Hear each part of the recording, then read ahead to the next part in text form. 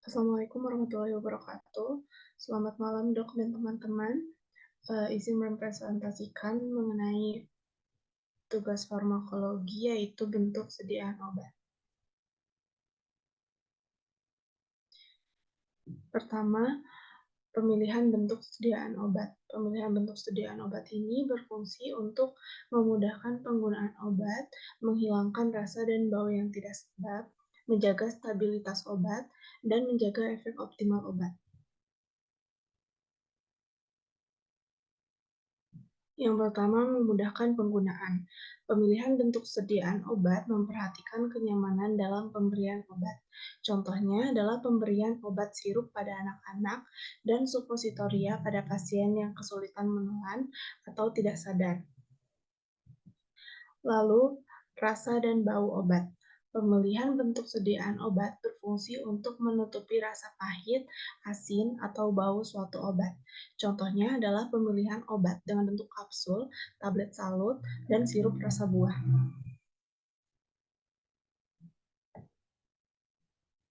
Selanjutnya, stabilitas.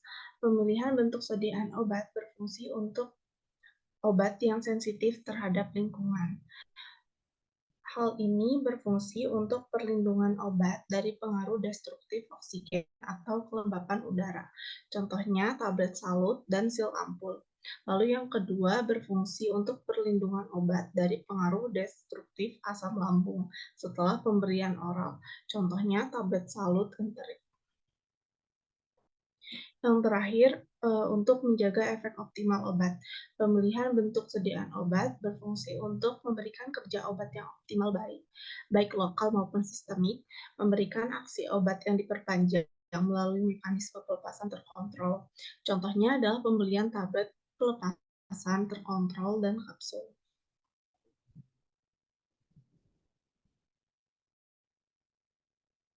Baik, izin untuk melanjutkan presentasi. Di sini ada therapeutic consideration in dosage form design.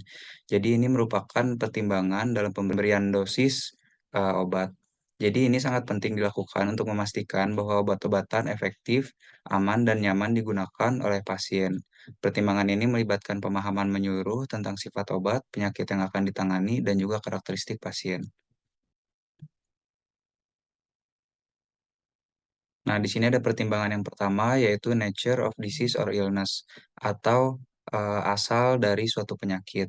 Apakah penyakit tersebut paling tepat ditangani secara sistemik atau lokal? Kemudian, apakah penyakit tersebut paling tepat diobati dengan obat-obatan yang bekerja secara tepat, lambat, jangka pendek, atau jangka panjang? Kemudian, apakah dalam keadaan darurat atau tidak?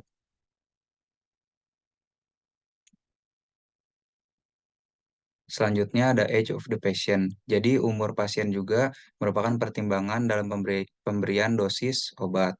Jadi pada bayi, obat-obatan dalam sediaan liquid atau cair lebih disarankan daripada sediaan solid atau padat, dengan administrasi obat secara diteteskan.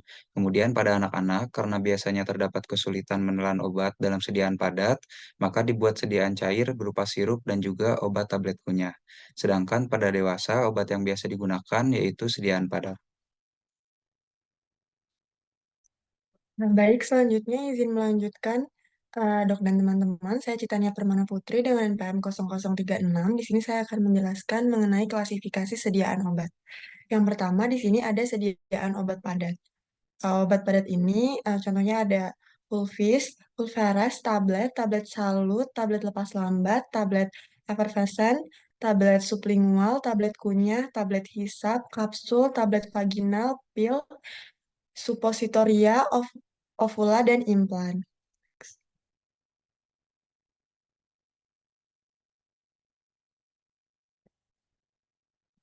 Secara lebih detailnya lagi, pada obat padat ini, contohnya si Fulvis tadi yang sudah disebutkan, Fulvis ini merupakan campuran obat atau bahan kimia yang digerus, dibalut menjadi homogen, kering, dan lebih halus. Penggunaan Fulvis ini sendiri untuk pemakaian dalam. Fulvis biasa disebut bulk powder atau serbuk tak terbagi, sedangkan Fulveras itu merupakan serbuk terbagi. Selanjutnya ada tablet. Tablet merupakan sediaan padat yang dibuat secara keempat cetak dalam bentuk tabung pipih atau sirkuler. Tablet ini mengandung satu jenis obat atau lebih tanpa bahan tambahan. Contohnya tablet salut, yaitu ada sugar coated, film coated, dan enteri coated.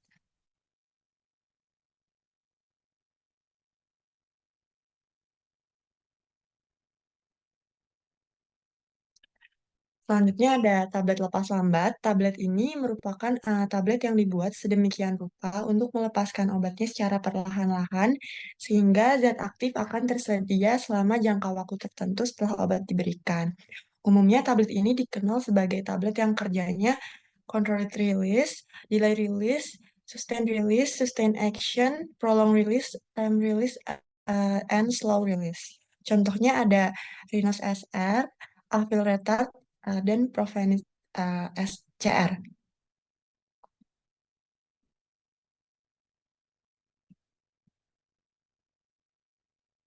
Di sini ada kapsul. Kapsul merupakan sediaan obat yang terdiri dari obat dalam cangkang keras atau lunak yang dapat melarut. Nah, kapsul ini terbagi menjadi dua, yaitu cangkang keras dan halus. Yang cangkang keras ini berisi serbuk atau bahan semi padat, sedangkan yang cangkang halus berisi cairan, suspensi, atau pasta.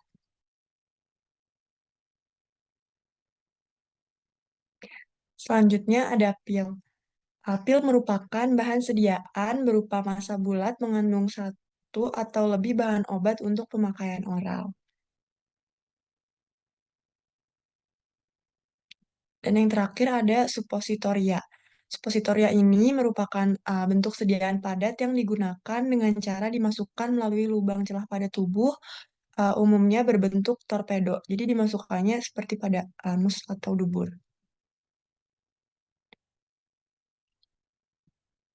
Klasifikasi selanjutnya yaitu obat semi padat. Nah, di sini ada salep atau unguenta. Salep atau unguenta ini merupakan sediaan setengah padat yang mudah dioleskan atau digunakan sebagai obat luar. Biasanya digunakan untuk pemakaian topikal pada kulit atau selaput lendir.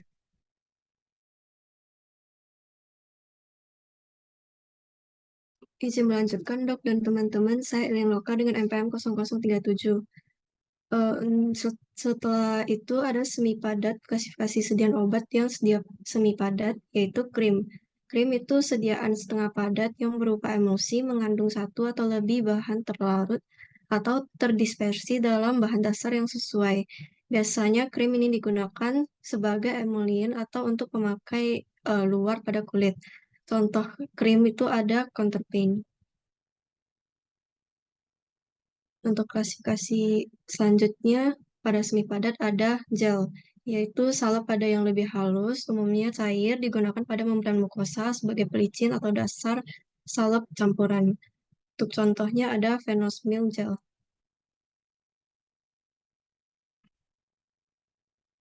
Selanjutnya ada klasifikasi sediaan obat yang cair, ada larutan, eliksir, sirup, suspensi, emulsi, obat tetes, infusa, garagarsima, lotion, vaksin, imunoserum, infus IV, injeksi, inhalasi, dan juga aerosol.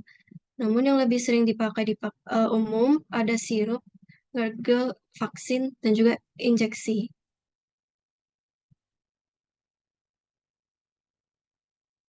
Yang pertama ada sirup, yaitu sediaan cair berupa larutan, mengandung sakarosa dengan kadar tidak kurang dari 64% dan tidak lebih dari 66%. Contoh dari sirup ada Decolsin.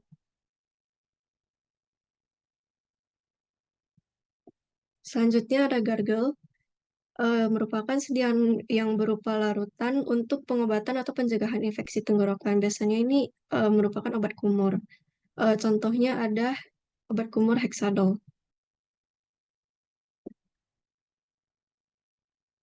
Selanjutnya ada vaksin. Sediaan yang mengandung antigen dapat berupa kuman mati, kuman inaktif, atau kuman hidup yang dilumpuhkan virulensinya tanpa merusak potensi antigennya untuk kekebalan aktif dan khas terhadap infeksi kuman atau toksinnya. Contoh dari vaksin ini ada vaksin campak kering.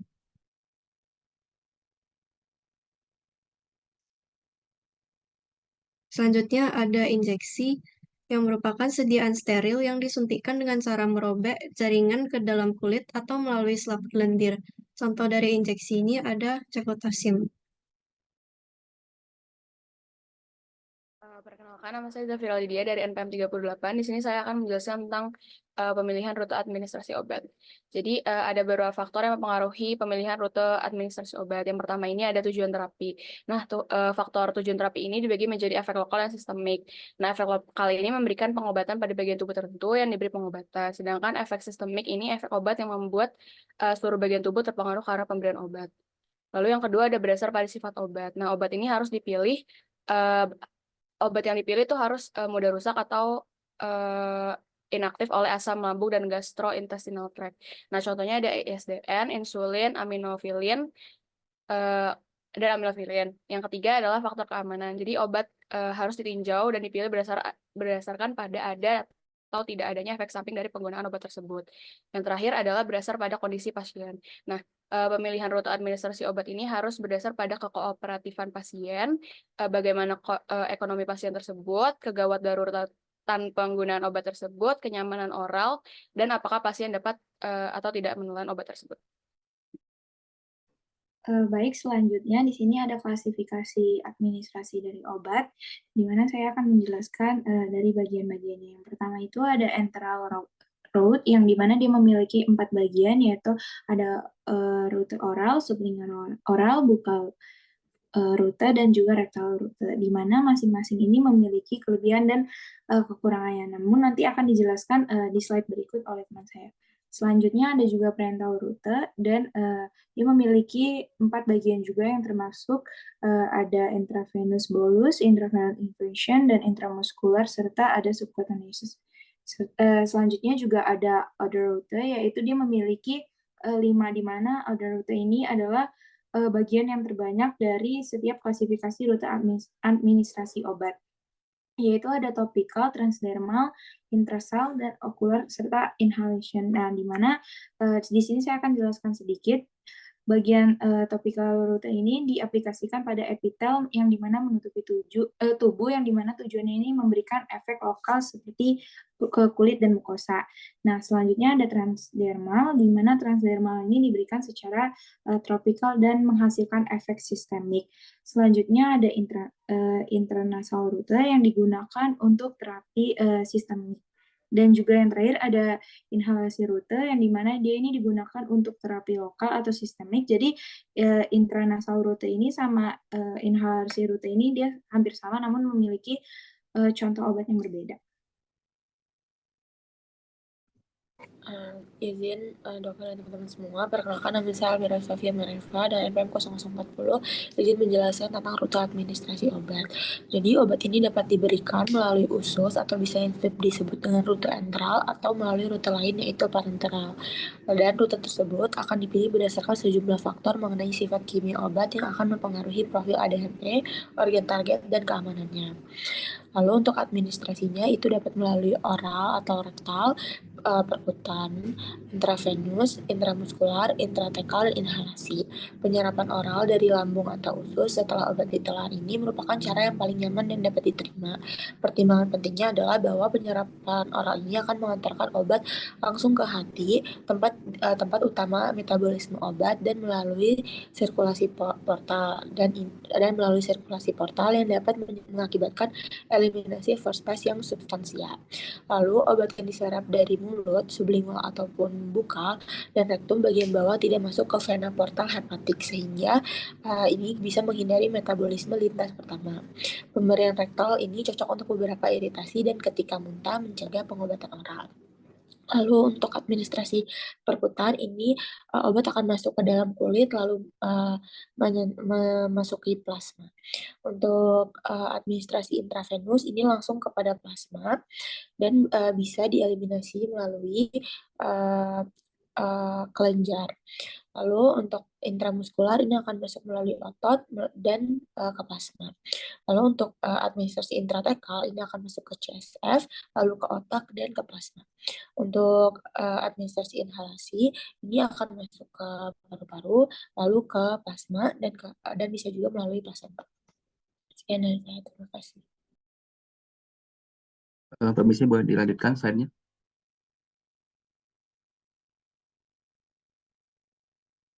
Baik, pertama-tama izin kepada para dokter dan teman-teman semuanya, mohon izin untuk melanjutkan materi, dan di sini saya akan menjelaskan tentang rute oral.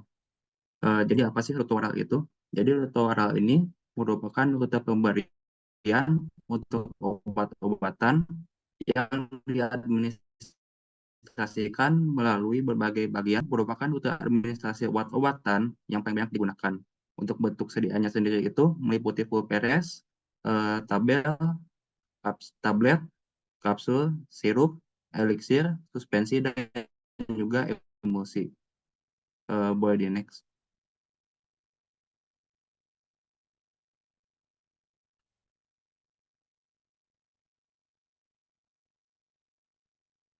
Lalu di sini juga ada kelebihan dan juga kekurangan dari rute oral. Untuk kelebihan dari rute oral ini, rute oral merupakan rute yang paling nyaman, paling aman, mudah dikonsumsi, dan juga untuk harganya masih tergolong ekonomis.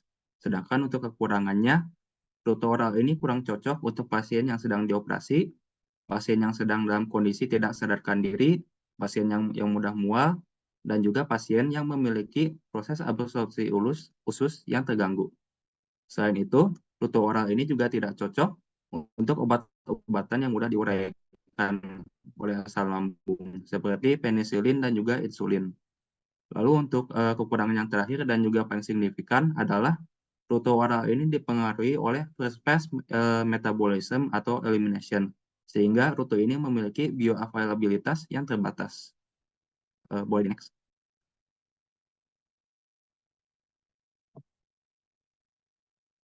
Lalu selanjutnya untuk rute administrasi obat yang kedua itu adalah rute sublingual dan juga bukal.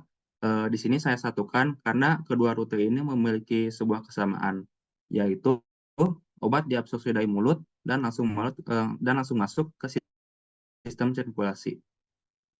Biasanya obat jenis ini itu disisipkan di pipi untuk rute bukal dan juga di bawah lidah untuk rute sublingual. Nah, untuk contoh dari obat rute sublingual dan bukal ini adalah nitroglycerin untuk pasien dengan gangguan jantung. Untuk bentuk sediaan dari rute sublingual dan bukal ini berupa tablet isap atau lozenges. Dan kedua ini juga memiliki kesamaan lain, yaitu memiliki kapiler yang dekat dengan jantung. Boleh di next.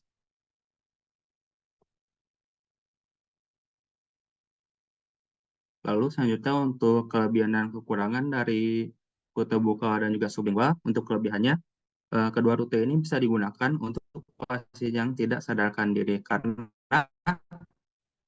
rute ini tidak memerlukan proses menelan seperti rute oral.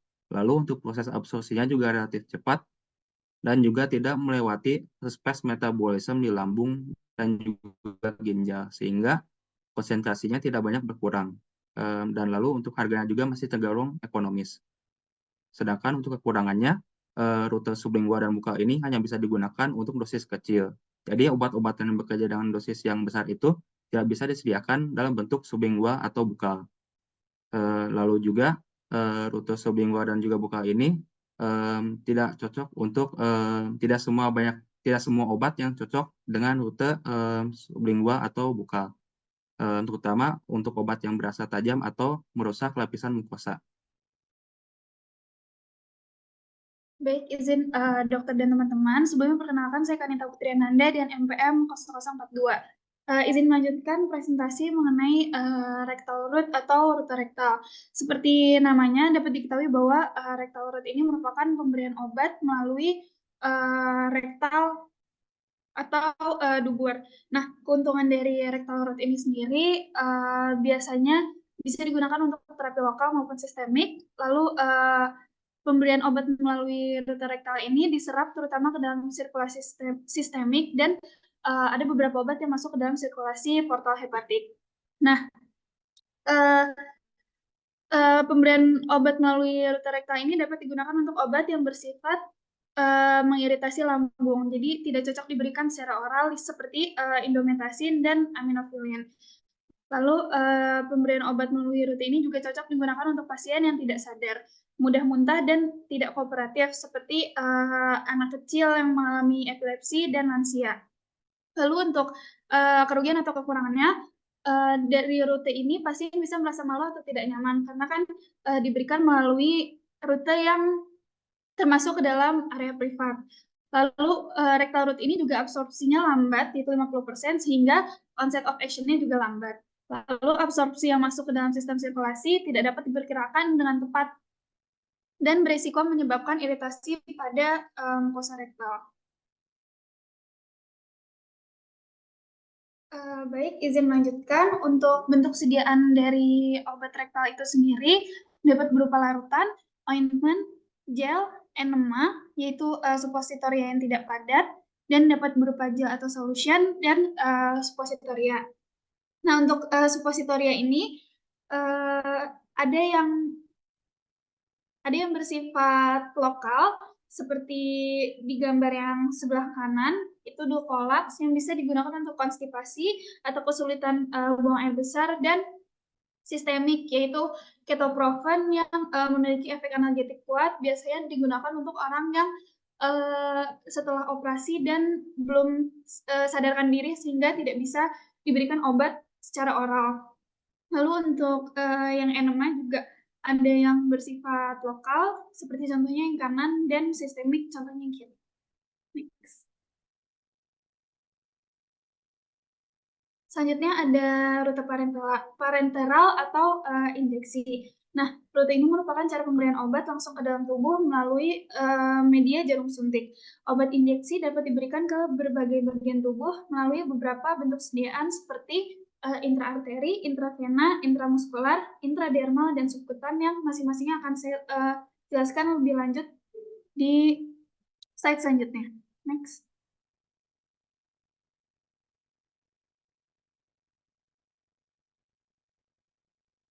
Nah, untuk keuntungan dari rute parenteral ini adalah merupakan rute yang paling cepat untuk menghasilkan efek farmakologis, terutama untuk injeksi intravena karena dia langsung masuk ke sistem sirkulasi.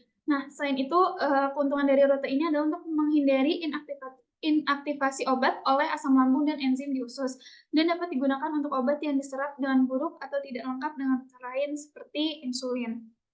Nah, namun rute ini juga tetap memiliki kerugian, seperti untuk injeksi intravena dan intraarteri, efek toksiknya suka dinetralkan apabila terjadi kesalahan pemberian obat seperti kesalahan pemberian dosis, karena kedua cara ini langsung masuk ke dalam sistem sirkulasi. Lalu untuk melakukan pemberian obat dengan rute ini memerlukan keahlian dan instrumen khusus karena tadi berhubungan dengan jarum suntik sehingga tidak bisa semua orang memberikan obat ini, dan berisiko infeksi jika tidak dilakukan dengan benar atau harus aseptis, dan rute ini juga bisa terasa sakit dan tidak nyaman. Next. Nah, di sini saya akan menjelaskan mengenai contoh yang pertama yaitu injeksi intravena. Injeksi intravena merupakan cara memasukkan cairan obat langsung ke dalam pembuluh darah vena dengan waktu yang cepat sehingga obat langsung masuk ke dalam sistem sirkulasi darah. Tujuan utamanya dilakukan injeksi ini adalah untuk memperoleh reaksi obat yang cepat diabsorpsi daripada injeksi lain dan dengan dosis yang lebih besar. Untuk lokasi injeksi dapat dilakukan pada lengan, yaitu di vena mediana cubitis atau vena cephalika. Lalu pada tungkai juga di vena savenosus, pada leher seperti vena jugularis. Nah, untuk vena jugularis ini khusus pada anak, lalu pada kepala bisa melalui vena frontalis atau vena temporalis khusus pada anak-anak juga. Next. Selanjutnya ada injeksi intradermal. Injeksi intradermal merupakan pemberian obat melalui jaringan intrakutan yang dilakukan di bawah dermis atau epidermis. Nah, tujuan utamanya dilakukan injeksi jenis ini adalah untuk mengetahui sensitivitas tubuh terhadap obat yang disuntikan agar menghindarkan pasien dari efek alergi obat dengan melalui skin test dan menentukan diagnosis terhadap penyakit tertentu, misalnya melalui tuberkulin test. Nah, untuk lokasi injeksi intradermal ini dapat dilakukan di lengan bawah bagian dalam, dada atas, dan punggung di bagian bawah scapula. Next. Lalu selanjutnya ada injeksi intramuskular. Injeksi intramuskular ini merupakan cara memasukkan obat ke dalam jaringan otot. Tujuan utamanya dilakukan injeksi ini karena pemberian obat dengan cara ini diabsorpsi lebih cepat dibandingkan dengan subkutan dan mampu menyerap dalam dosis yang besar. Untuk lokasi injeksi ini ada di ventrogluteal, yaitu di otot gluteus medius dan otot gluteus maximus yang dapat menoleransi volume obat hingga 4 mili. Lalu di vastus lateralis, yaitu di otot vastus lateralis antara pinggul dan lutut, serta di dorsogluteal, yaitu di otot gluteus medius dan otot gluteus maximus. Lalu yang terakhir itu ada di deltoid, yaitu pada otot deltoid dengan volume obat yang dianjurkan hanya sebanyak 0,5 sampai 7 mili. Next. Lalu yang terakhir itu ada injeksi subkutan. Nah, injeksi subkutan ini merupakan cara pemberian obat melalui suntikan ke area bawah kulit, yaitu pada jaringan konektif atau lemak di bawah dermis. Tujuan utama dilakukan injeksi ini adalah untuk memasukkan sejumlah toksin atau obat pada jaringan subkutan di bawah kulit untuk diabsorpsi. Nah, injeksi subkutan ini dan injeksi intramuskular ini biasanya tidak langsung masuk ke dalam sistem sirkulasi, tetapi harus melewati beberapa hambatan biologis. Nah, jadi kecepatan absorpsi injeksi subkutan dan intramuskularis itu dapat dipengaruhi oleh tingkat hambatan biologis tersebut dan aliran darah lokal pada lokasi injeksi. Untuk lokasi injeksi subkutan ini bisa dilakukan pada atas, paha bagian luar, dan di daerah dada. Next. Nah, seperti yang tadi sudah dijelaskan, untuk rate of absorption dari masing-masing injeksi itu, yang paling besar dan paling cepat absorpsinya itu tentu saja di intravena dan intraarteri, karena langsung masuk ke sistem sirkulasi, dilanjut dengan intramuskular, dan terakhir ada injeksi subkutan. Untuk posisi jarum dari masing-masing injeksi, seperti dapat dilihat di gambar, untuk injeksi intramuskular itu diberikan dengan suhu 90 derajat, untuk intravena diberikan dengan sudut 60 derajat pada pembuluh darah, untuk injeksi subkutan itu pada 45 derajat, dan intradermal 30 derajat pada lapisan dermis. Next. Nah, untuk perbedaan konsentrasi plasma antara pemberian intravena dan oral itu, untuk pemberian injeksi intravena, dia ketika masuk ke dalam tubuh langsung dikonsentrasi 100%, karena langsung masuk ke dalam sistem sirkulasi darah. Yang kemudian konsentrasinya menurun seiring dengan berjalannya waktu. Berbeda dengan rute oral, itu awalnya dari 0, dan perlu waktu untuk absorpsi sehingga mencapai konsentrasi maksimal, lalu kemudian kembali menurun. Baik, izin dokter untuk melanjutkan presentasinya. Nama saya Eska Zakira, NPM 0043. Di sini saya akan menjelaskan mengenai rute topikal, di mana penerapan bentuk sediaan dari rute topikal ini berada pada epitel yang menutupi permukaan tubuh yang fungsinya untuk memberikan efek lokal pada lokasi yang diaplikasikannya saja. Contohnya ini pada kulit dan juga membran mukosa. Kemudian untuk rute topikal ini memiliki dua tipe dasar. Yang pertama ada eksternal dan juga internal. Untuk eksternal, rute ini tersebar pada permukaan kulit yang terkena, sedangkan untuk internal ini pada membran mukosa mata, telinga, rongga hidung, dan juga mukosa mulut. Untuk contoh sediaan ini dapat berupa ointment, gel, lotion, dan juga aerosol. Ini contoh dari yang gambar ini contoh dari bentuk sediaan berupa gel. Boleh dilanjut.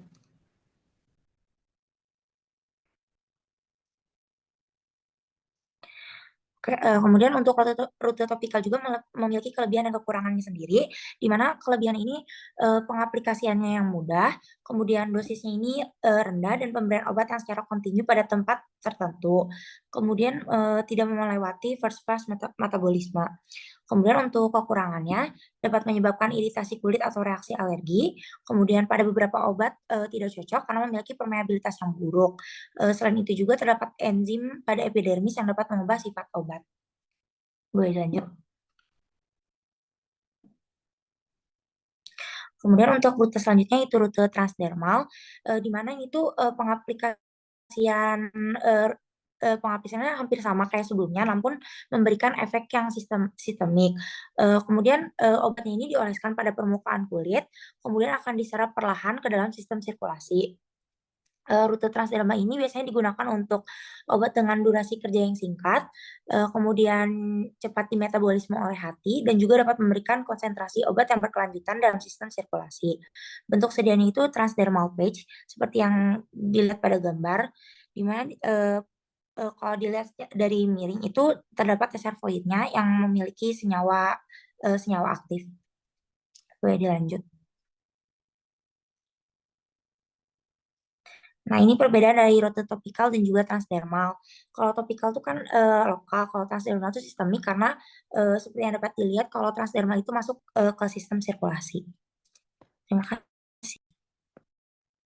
Baik, izin melanjutkan dokter dan teman-teman. Saya Elenia Putri dengan NPM Mahir 0044 akan menjelaskan mengenai rute intranasal. Mukosa nasal dapat digunakan sebagai rute administrasi sistemik, di mana intranasal ini biasanya untuk terapi sistemik. Dan absorpsi pada rute ini terjadi pada membran mukosa hidung melalui jaringan limfoid. Salah satu contoh obat yang melalui rute intranasal adalah nasal spray.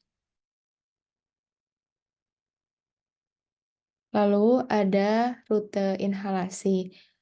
Rute inhalasi ini dapat dilakukan sebagai terapi lokal maupun terapi sistemik. Obat-obatan yang digunakan pada rute ini harus dibuat dalam bentuk aerosol agar dapat masuk ke dalam sistem pernapasan. Obat dalam rute ini akan diserap oleh alveolus di paru-paru, lalu nantinya akan masuk ke dalam sirkulasi.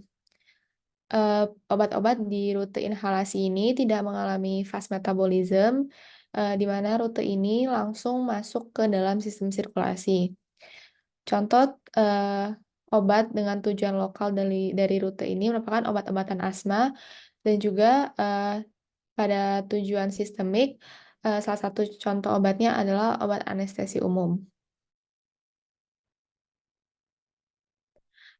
Di sini merupakan contoh obat rute inhalasi, di mana gambar tersebut merupakan ilustrasi dari aerosol untuk obat asma. Sekian yang dapat kelompok kami sampaikan. Terima kasih.